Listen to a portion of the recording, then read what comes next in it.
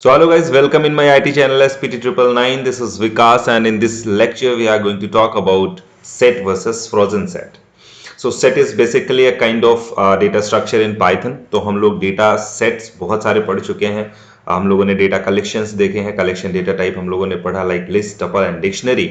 तो उसमें हमने set के बारे में भी समझा था कि set एक unordered mutable collection है, जिसका मतलब है कि अगर आप data को किसी करली ब्रैकेट के अंदर नॉर्मली स्टोर करते हैं तो वो एक सेट कहलाता है.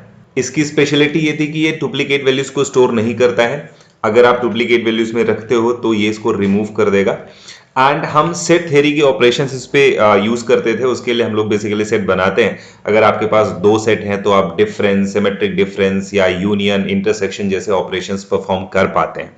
तो सेट का हमने ऑलरेडी बना रखा है. आप इसको चाहो तो मैं लिंक डिस्क्रिप्शन में दे देता हूं, आप उस पर देख लेना. हम यहाँ पे बात करने वाले हैं फ्रोजन सेट के बारे में और सेट और फ्रोजन सेट के बीच में डिफरेंस क्या है. तो सबसे पहले तो मैं बता रहा हूं कि फ्रोजन सेट बनाते कैसे हैं. तो सी हमारे पास एक फंक्शन है पाइथन में फ्रोजन सेट के नाम से. आपको इस फंक्शन के अंदर अपना सेट पास कर देना है. ठीक है, तो आप सेट भी पास कर सकते हो या फिर आप लिस्ट पास कर सकते हो. And same you can pass tuple also. सभी को ये क्या करेगा, फ्रोजन सेट में कन्वर्ट कर देगा. अब फ्रोजन सेट जो है वो करता क्या है, बेसिकली इसका फंक्शन ये है कि ये इम्यूटेबल सेट बनाता है. इम्यूटेबल सी जो सेट है वो एक म्यूटेबल कलेक्शन है. म्यूटेबल कलेक्शन का मतलब होता है कि अगर मैं यहाँ पे वैल्यूज रखूं और एक नॉर्मल सेट बनाऊं, जैसे कि मैंने यहाँ पे 1 2 3 4 ऐसे करके कुछ बनाया.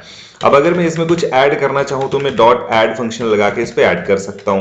मैं इसमें से कोई वैल्यूज अगर रिमूव करना चाहूं तो मैं इसमें से रिमूव कर सकता हूं. ठीक है, जैसे मैंने 2 को रिमूव कर दिया. तो ये म्यूटेबिलिटी कहलाता है कि आपका जो सेट है वो एक म्यूटेबल कलेक्शन है.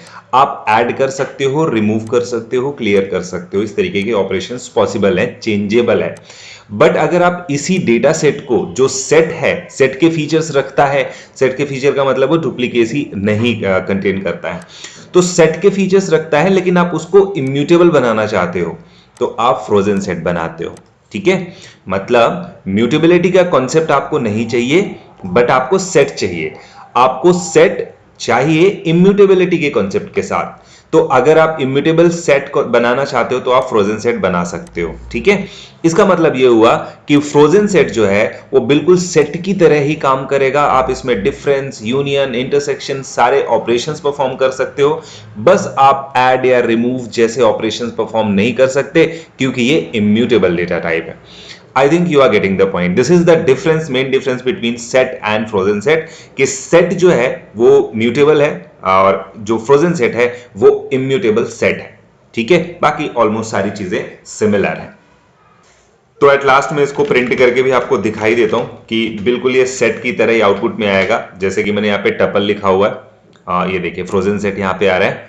तो मैंने यहाँ पे जबकि टपल लिखा हुआ उसने उसको कन्वर्ट कर दिया. अगर मैं यहाँ पे इसको सेट बना करके पास करता हूं तब भी ये इसको स्टोर करेगा एज इट इज, जैसे कि ये नॉर्मल सेट की तरह. ठीक है, बस इसमें फ्रोजन सेट लिखा हुआ आएगा तो इसे पता चलेगा कि आपका नॉर्मल सेट नहीं है, फ्रोजन सेट है.